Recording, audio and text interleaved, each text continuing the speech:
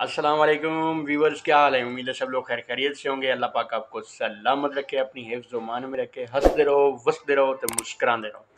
नमद ताज़ा ते मज़ेदार जी लतीफ़ा।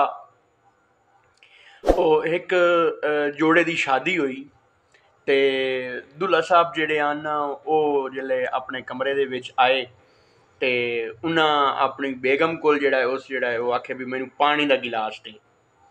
ਉਹ ਬੇਗਮ ਜਿਹੜੀ ਹੈ ਉਸ ਪਾਣੀ ਦਾ ਗਿਲਾਸ ਲਵਣ ਗਈ ਤੇ ਕਿਚਨ ਤੇ ਪਾਣੀ ਦਾ ਗਿਲਾਸ ਲੈ ਕੇ ਆਈ ਤੇ ਸ਼ੋਹਰ ਸਾਹਿਬ ਜਿਹੜੇ ਹਨ ਮਾਸ਼ਾਅੱਲਾ ਦੁल्हा ਸਾਹਿਬ ਉਹ ਸਾਏ ਗਏ, ਨੀਂਦਰ ਆ ਗਈ ਉਹਨਾਂ ਨੂੰ।